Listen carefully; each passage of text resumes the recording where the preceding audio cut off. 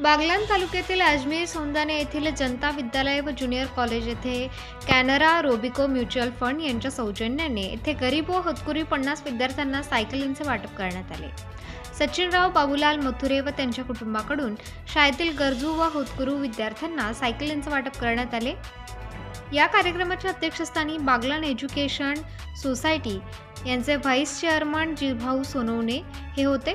त्यांनी त्यांच्या भाषणात आजच्या युगात दातृत्व भाव कमी होत चालले आहे, तरी मथुरे कुटुंबासारखे काही कुटुंब आहेत जे दातृत्वाचा वसा चालू ठेवत आहेत। सामाजिक कार्यकर्ते किरण पाटोळे यांनी आपण अजमेर सोंदाणे गावचे काहीतरी देणं लागतो म्हणून हा कार्यक्रम घडवून आणला असल्याचे पाटोळे यांनी सांगितले। कार्यक्रम प्रसंगी प्रमुख पाहुणे म्हणून समकोचे माजी चेअरमन श्रीधर कोठावदे, रमेश देवरे, सरपंच धनंजय पवार, बागलाण अकॅडमीचे संचालक आनंदा महाले, साहेबराव सोनवणे, राहुल सोनवणे, जयप्रकाश सोनवणे, सामाजिक कार्यकर्ते अतुल पवार, प्रकाश मगर, मंगेश पवार तसेच प्रतिष्ठित नागरिक मोठ्या संख्येने उपस्थित होते। जनता विद्यालयाचे मुख्याध्यापक सूर्यवंशी आरटी यांनी सर्व प्रमुख पाहुण्यांचे शाल, श्रीफळ व पुष्पगुच्छ देऊन स्वागत केले।